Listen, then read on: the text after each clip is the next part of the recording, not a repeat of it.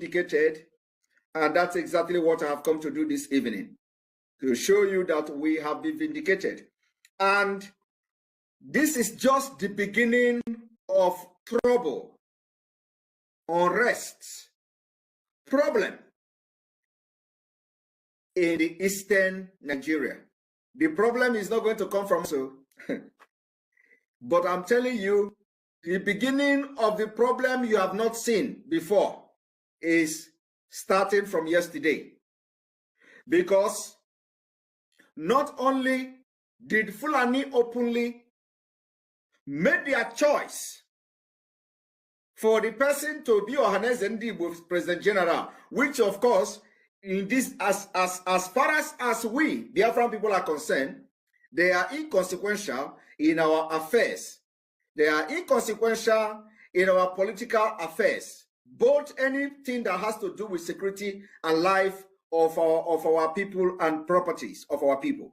Ohanaeze has become inconsequential, and not only has become inconsequential, but this just concluded election vindicate all of us and will further put the Ohanaeze Ndigbo to the lagoon they belong.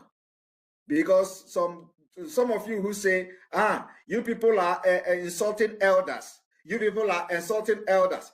I don't know. Do you think that IPOB don't have elders? You don't have idea that there are more elders in the indigenous people of Biafra than you have in Ohanaeze. If you think I am joking, go and do research. You have more elders. When I mean elders, comprising of all the South-South, all the Southeast, and by extension, even from Kogi State, straight to Benue State, part of Benue, you have elders in the indigenous people of Biafra. And when you come to say, and nobody is insulting them, nobody is insulting those elders. But when you come to say, we are insulting elders, I have just come this evening for you to understand. When you say, when we insult Nyangodu, you call him elder. We are insulting elder. When we insult this one now that the administrator, the Ohanaeze administrator, you say we are insulting elders. But I have just come to show you the activities of the so-called elders. I want to show you what the Igbo people call the arurala of the people you call elders. Impunity. Mpu. Do you know what is called mpu? Mpu na aghụghọ in Igbo language. Mpu na aghụghọ has overtaken and possessed the people you say we should respect. And I may even insult some people this evening. And that insult will be justified by what I'm going to show you. So when I'm overwhelmed with what I'm about to do, I may even go as far as insulting some of them. Because believe me, they deserve every kind of insult you can think of. If the people you say, how can we make peace? How can we unite with demons? Demons. Even demon is better than Ohanaeze. Most of the elders in Ohanaeze Ndigbo. I am very, very sincere. Demon. Even demons are better than some elders in Ohanaeze Ndigbo. Because why the demon is better than them is that when you are dealing with demon, you have actually signed your death warrant that you are dealing with. So when demon bless you with something, you know that whatever comes after the blessing of demon, if demon blesses at all, you know that he's going to take it back.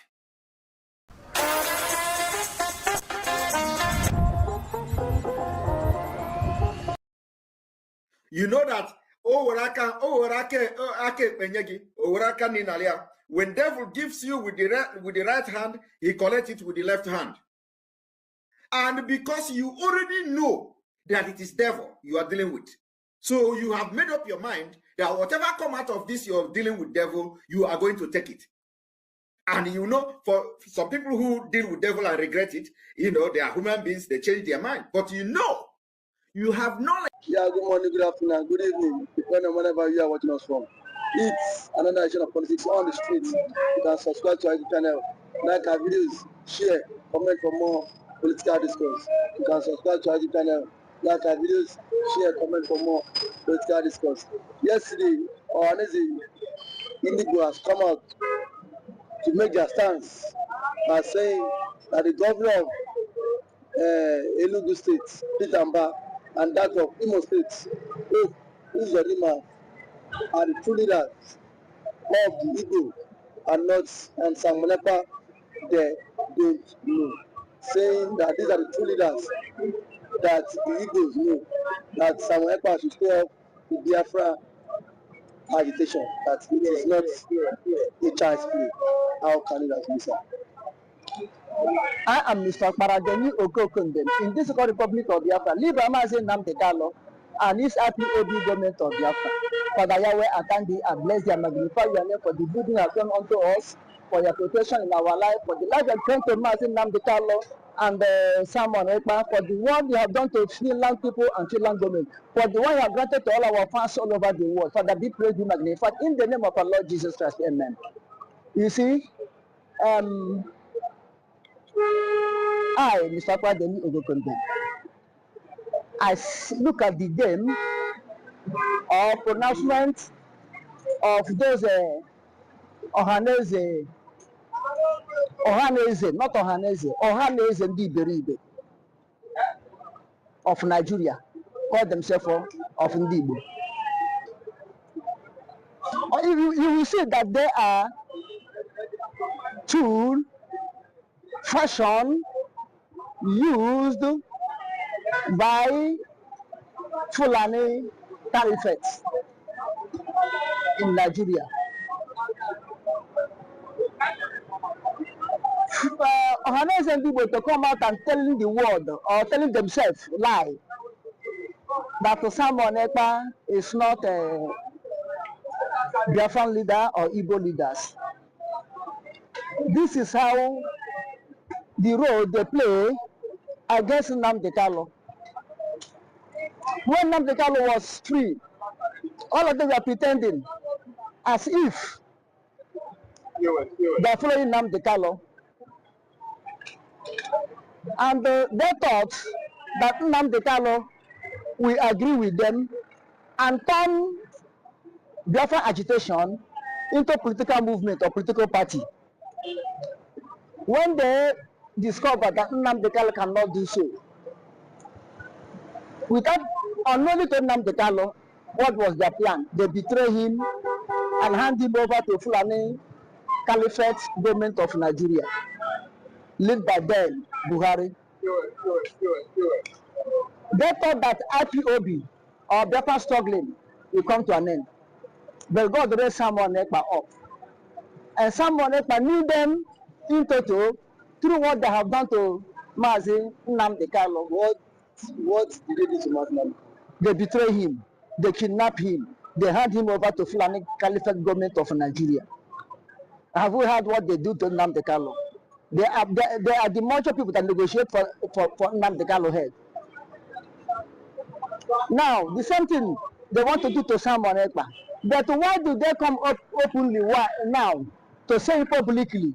Because they know that there's no way they can pretend to deceive Simon Ekpa.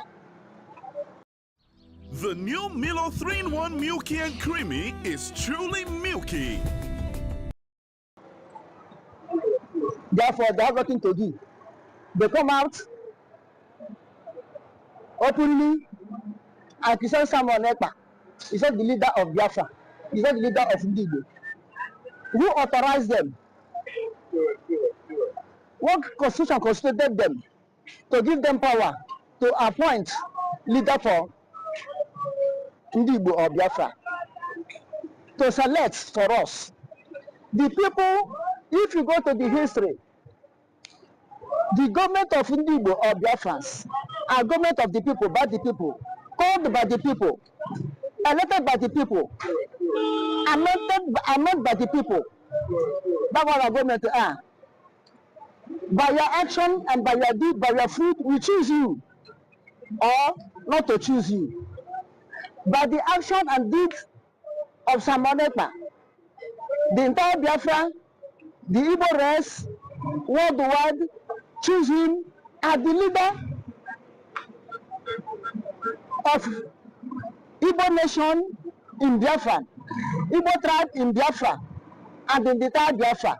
Even the 40 states that made up the United States of Biafra did not reject Simon Ekpa. All of them accept him. Why should only a group of people that is not up to 3,000 will come and say, we oppose Simon Ekpa is not a leader? What the right do they have over 100 million of the entire United States of Biafra? What power do they have?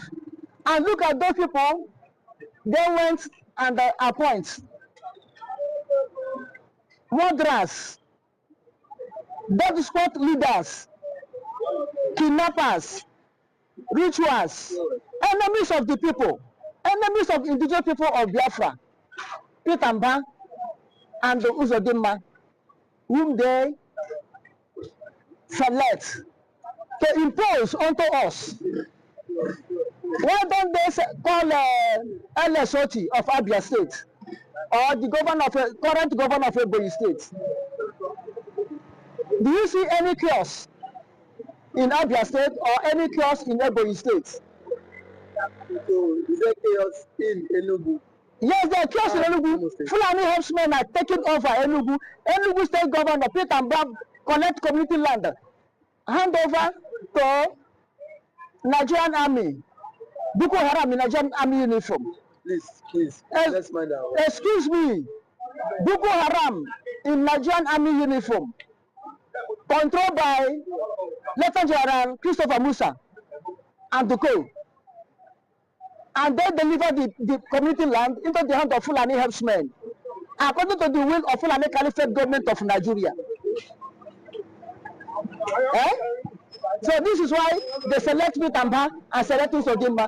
As Uzodima is a weapon of killing in Imo State, killing the real people of Biafra. And if you watch, Ohanaeze Ndigbo are the eyes, social cultural group of Fulani Caliphate government of Nigeria in Biafra land. And the people they call are the people selected by Fulani, who's from the federal Fulani Caliphate government of Nigeria, and impose them onto us as leaders. They are the people. Ohanaeze Ndigbo, Ohanaeze Ndigbo are imposing onto us also. As Ahmadu Bello said, we will not allow them to have their leader, trust leader that can lead them. We continue to impose whom we like onto them. This is what they are doing. Now, the masterminded Fulani, who's from the federal Fulani Caliphate of Nigeria, have masterminded using Ohanaeze Ndigbo of Nigeria to impose them onto us, to make the announcements, because the federal Caliphate of Nigeria cannot come on their own and make announcement openly that this is people we choose. So they use Ohanaeze Ndigbo of Nigeria to be making the announcements. So why do you believe that this Ohanaeze are not working for the interests of the BiAFRA agitation? Are they working for the interest of BiAFRA agitation? Well, Igbo in Lagos State here, when the threat against Igbos during the election was on the peak, this man said that if Igbo's life will not be secured, In Lagos State, he will call IPOB to come over to Lagos State. That's the only word that man said. And that man, for over 2 years now, almost 2 years now, is in prison, detention, languishing. Ohanaeze Iberibe of Nigeria never raised a word concerning that man. Never raised a word to release him. Nobody knows where he is, whether he's dead or alive now. Ohanaeze Ndigbo of Nigeria keeps silent watching. But look at Amaka in Canada, who spoke out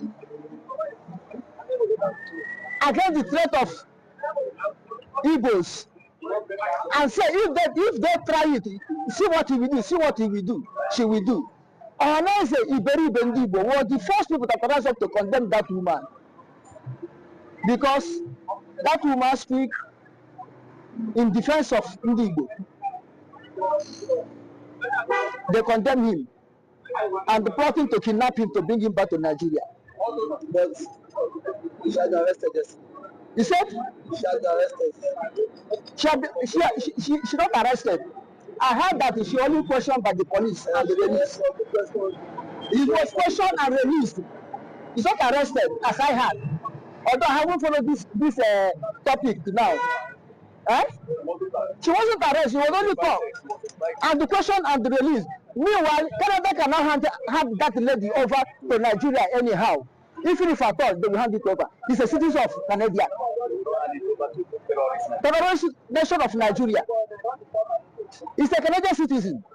Okay, I think, Mazi, thank you for your wonderful submission.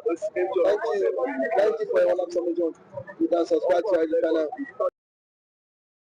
Good morning, good afternoon, good evening, depending on whenever you are watching us from. Please, another Nigerian politics on the streets. You can subscribe to our channel, like our videos, share, comment for more political discourse. You can subscribe to our channel, like our videos, please share, comment for more political discourse. Simon Ekpa has come out yesterday to say, pray for the one, that the one should be alive to see the BiAFRA declaration. For all the atrocities that's committed against the BiAFRA people. How can you answer? God bless you, my beloved. This will remain Evangelist Benjamin Johnson Esesinachi, the only Biafran evangelist that stands on nothing but the truth. And here I come once again. I love that spirit of Simon Ekpa. It's a spirit of togetherness.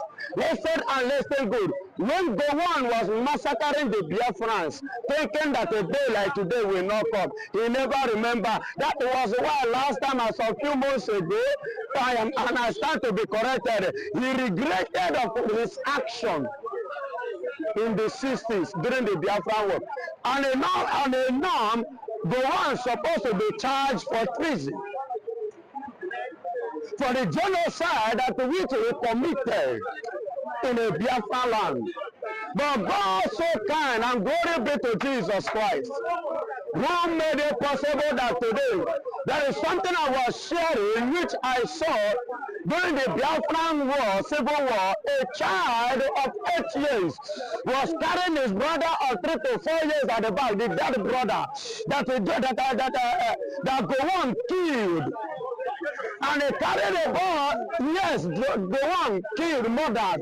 They carried a boy at the back and they were telling him, why are you carrying this boy? He said, I am carrying him because it's my brother, my blood. And he said, is it not too heavy? Because you are too small to carry your dead brother at your back. And he said, no. Even if it's dead, even if it's heavy, but because it's my brother, it can never be heavy. Because it's his brother. And that is what is happening today. That spirit is what is going on now. That is what is happening today. And Ekpa said that the one should be alive. Yes, so that he should be alive to witness what he never believed that could ever take place concerning the Igbos. A soldier doesn't go to war and end the war. He fight and go back to live to fight another day. And another day is what is coming now. He will be alive, nothing will happen to go on, whether he regrets it or not. He will be alive to witness it. That those nations, those people that they hate so much is standing today as a nation of their own. Yes, sir.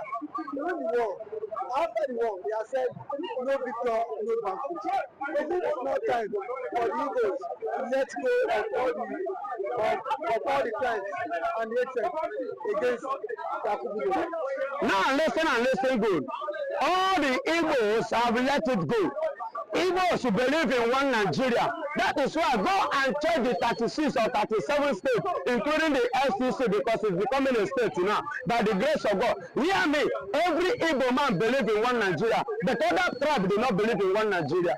That is why I ask you, and I quote and quote, the 100% revenue in Lagos State, 70 were contributed by Igbos. Go like. Yes, I said 70 to 80. I said do your findings. I did my research. Yes, I did my research. We don't discriminate. But it was the act of the act of the discriminators that makes Igbos to rise up like this. And let me tell you, what stopped the federal government of Nigeria go on and is clear not to develop Igbos like other states, like Lagos. Now hear this and hear clearly. I could remember, I have said it before, during 1999, when we started democracy, particularly we start practicing it, under the regime of former President Obasanjo. Thank God Obasanjo is still alive. As at that time, Ohanaeze was one of the senators. He moved the motion of developing the eastern region, especially the seaport, and making that River Niger to become a place whereby ships can come through, just as they have in Apapa and other part of Lagos. But Nigerian government turned it down. He even came up again and he demanded of Nigeria to permit him that he would like to use his money to do it. And they refused. So why are you telling me that we are Nigerian? Every Igbo man are proving it all over the 36, 37 states in this country. How many of the Yorubas have done that in every other part of the country?